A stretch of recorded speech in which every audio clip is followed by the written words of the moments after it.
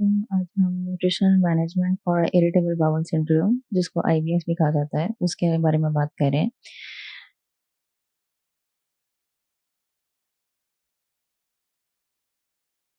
Okay जी, तो basically IBS होता क्या है? अक्सर लोगों को ना पता ही नहीं होता कि उनको आईबीएस है, क्योंकि ये एंजाइटी रिलेटेड भी होता है।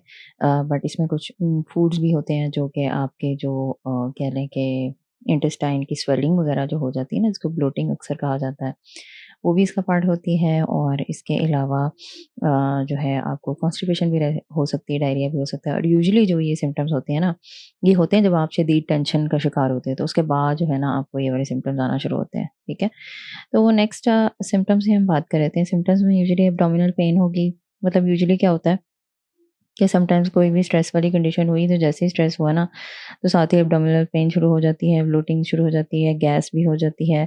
इसके अलावा आपकी बाउल हैबिट जिस तरह नॉर्मल है, जैसी टेंशन होती है ना, तो साथ ही डायरिया हो जाएगा या कॉन्स्टिपेशन हो जाएगी। तो ये सारी चीज़ें जो है ना इरिटेबल बाउल सिंड्रोम के अंदर आती हैं, ठीक है? तो कॉमन साइंस इसके क्या हैं?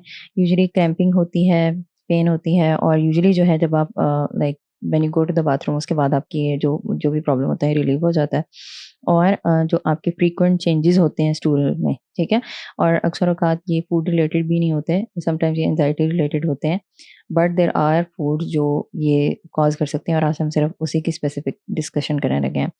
बहुत ज़्यादा अगर गैस, ब्लोटिंग हो जाए, फीलिंग ऑफ फुलनेस होती है, हालाँकि आपने कुछ ना भी खाया हो, फिर भी आपको ऐसा लगता है जैसे पता नहीं आपने कितना ज़्यादा खाना खाया है, और आपका पेट जो है ना फूला-फूला रहता है।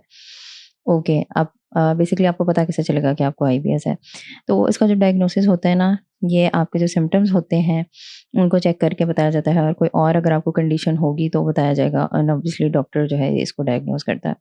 ओके, अगर तो आप इसको ट्रीट नहीं करते, तो उसमें फिर क्या प्रॉब्लम्स आपको आ सकती हैं? तो आपको ये हो सकता है कि आपकी जो फ्रीक्वेंसी है और सिविरिटी है वो इंक्रीज़ होती जाएगी आहिस्ता-आहिस्ता।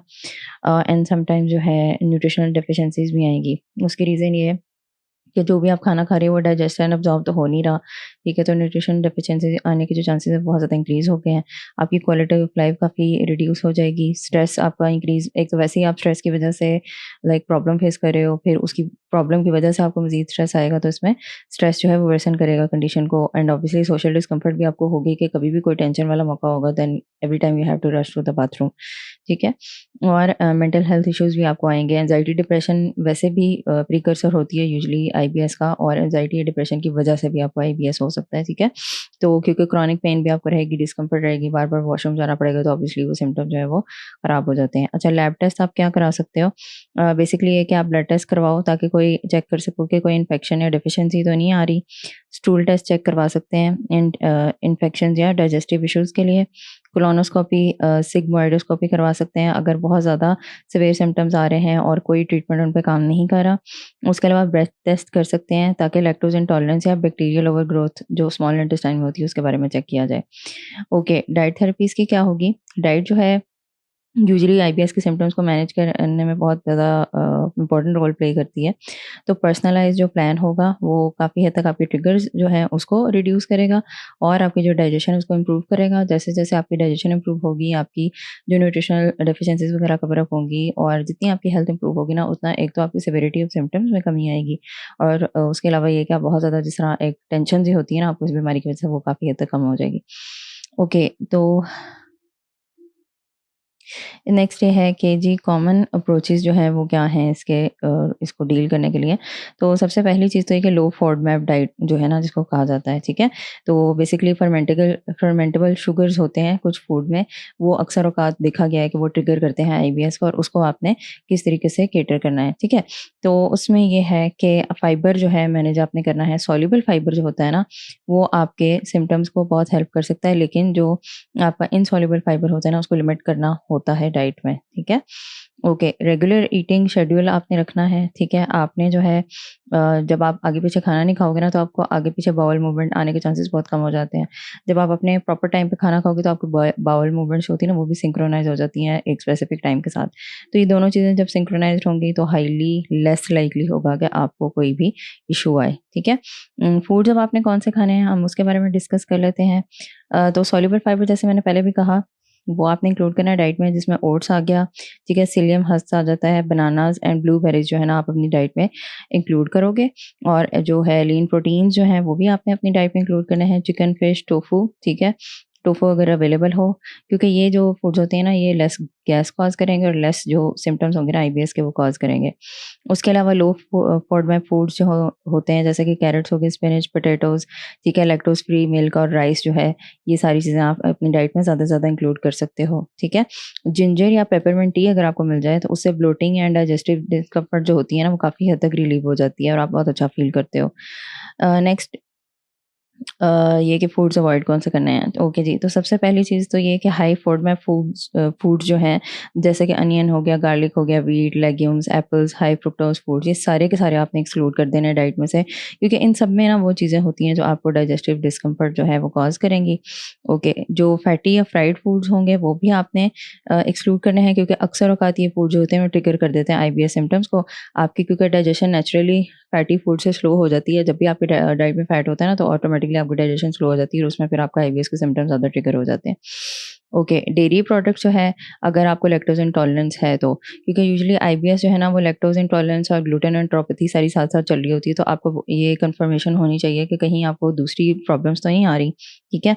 तो जो सेंसिटिव होते हैं लैक्टोज़ को लेके तो उनके जो सिम्पटम्स होते हैं ना उसको भी वर्सन कर सकता है। इस वजह से आपने लैक्टोज़ इंटॉलरेंस एक तो अपने श्योर करनी कि आपको है या नहीं है, और अगर है तो आपने डेयरी प्रोडक्ट्स बिल्कुल अपनी डाइट से एक्सक्लूड कर देने हैं, ठीक है? ओके, नेक्स्ट आ गया कैफ़ीन।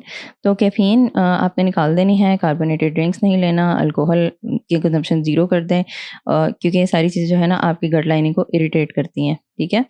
ओके, अगर प्रॉपर डाइट आप फ़ॉलो नहीं करोगे तो फिर क्या होगा, बेसिकली इग्नोर करते हैं ना जब डाइट रिकमेंडेशंस को, तो उसमें सिम्पटम्स इंक्रीज़ हो जाएँगे आपके, इरेगुलर बाउल मूवमेंट्स रहेंगी, जितनी रहेंगी उसकी वजह से आपको न्यूट्रिशनल डेफिशिएंसीज़ आएँगी, क्योंकि फूड चॉइसेस ऑलरेडी आपके पुअर हैं और डाइट्स आपकी रिस्ट्रिक्टेड हो जाती है बहुत ज़्यादा। तो प्रॉपर थेरेपी फॉलो करेंगे, क्योंकि जब कोई प्रोफेशन आपको डाइट थेरेपी देगा ना तो वो आपके न्यूट्रिशनल रिक्वायरमेंट्स को कंसिडर करके उसके मुताबिक आपको कैलकुलेटेड प्लान देगा, देन एंड देन ओनली ही will be able to cater to this problem. Okay, next ये कि potential worsening of mental health, ठीक है? जैसे मैंने पहले भी कहा, ऑब्वियसली सोशली आप डिस्टर्ब रहते हो और मेंटल हेल्थ आपकी डिटेरियोरेट होती रहती है इस कंडीशन में। Okay, reduce ability to manage symptoms and maintain comfortable active lifestyle. Obviously आपके जो जैसे सिम्पटम्स वर्स होते जाएंगे आप कमज़ोर होते जाओगे और फिर आपसे बहुत ज़्यादा मैनेजमेंट नहीं होगी प्रॉपर उसकी। बेस्ट रिजल्ट्स के लिए आईबीएस मैनेजमेंट जो है ना वो इंडिविजुअलाइज्ड हो तो वो बेस्ट है, ठीक है? उसके अलावा एडजस्टमेंट जो है वो आपको टाइम के साथ-साथ करनी पड़ती है बेस्ड ऑन सिम्पटम चेंजेस। अब जो-जो आप में सिम्पटम चेंजेस आ रहे हैं ना उसके मुताबिक आपकी एडजस्ट की जाएगी डाइट थेरेपी, ठीक है? इन केस अगर आपको पर्सनल डाइट थेरेपी रिक्वायर्ड हो तो आप इस नंबर पे व्हाट्सएप कर दीजिएगा and my team will approach you और फिर हम फर्दर प्रोसेस शुरू कर देंगे। ठीक है जी, thank you so much for being here, thank you so much for listening. IBS जो है ना वो थोड़ा-सा डिफ़िकल्ट होता है मैनेज करना, लेकिन ऐसी बात नहीं है कि होता नहीं है। Almost everybody in my family suffering from IBS, मैं खुद भी इसे सफ़र करती हूँ। तो देयर आर फूड्स जो कि मुझे पता है कि मेरे आईबीएस ट्रिगर करते हैं और देयर आर फूड्स जिनसे मुझे फ़र्क नहीं पड़ता। तो इसमें बेसिकली ना हम एक एलिमिनेशन डाइट करते हैं।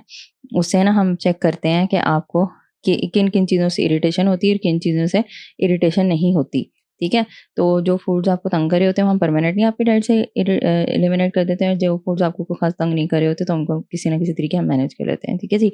ओके जी, thank you so much. That's it from my side. अपना ख़्याल रखें। अल्लाह हाफ़िज़।